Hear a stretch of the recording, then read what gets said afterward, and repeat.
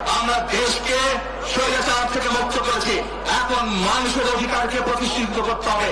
শুধু ভোট, শুধু কথা বলার অধিকার প্রতিষ্ঠিত করলে হবে না, মানুষকে স্বাবলম্বী করে নিজের পায়ে গড়ে তোলার ব্যবস্থা করতে হবে।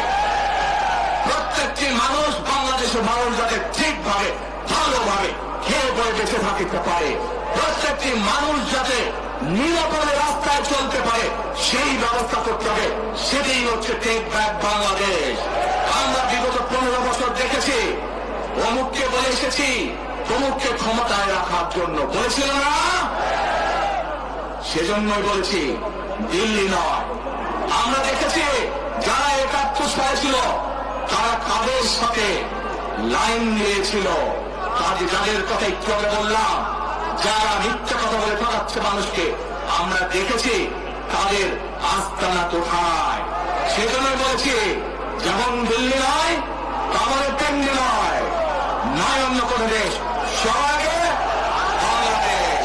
এবং যেহেতু আমরা বিশ্বাস করি দেশের মানুষই হচ্ছে আমাদের রাজনৈতিক সকল ক্ষমতার উৎস, সেজন্যই আমরা দেশের মানুষের ভাগ্য উন্নয়নে বিশ্বাস করি।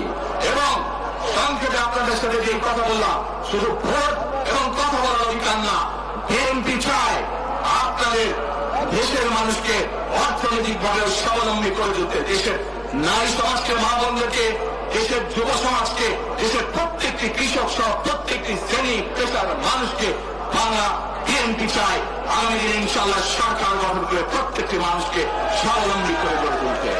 প্রিয় ভাই বোনেরা, সেজন্যই আমরা আরেকটি কথা বলি, আমরা দেখেছি কিভাবে শহীদ জিয়ার সময়, দেশে খালেদা জিয়ার সময় দেশকে আমরা এগিয়ে নিয়ে গেছিলাম। দেশে কলকারখানা তৈরি হয়েছিল, মানুষের কর্মসংস্থান হয়েছিল, দেশের মানুষ বিদেশে গিয়েছিল। সেজন্যই আমরা বলতে চাই, করবো কাজ, করবো দেশ, সবার আগে বাংলাদেশ। করবো কাজ, করবো দেশ, সবার আগে বাংলাদেশ। শেষে আবারও আপনাদের কাছ থেকে আগামী 12 তারিখে ধানের পক্ষে ভোট চেয়ে একটি কথা বলতে চাই, ইনশাআল্লাহ আগামী দিনে বিএনপি সরকার গঠিত হলে আমরা নবী করিম সাল্লাল্লাহু আলাইহি ওয়াসাল্লামের ন্যায় পরায়ণতার ভিত্তিতে ইনশাআল্লাহ দেশকে পরিচালনা করব।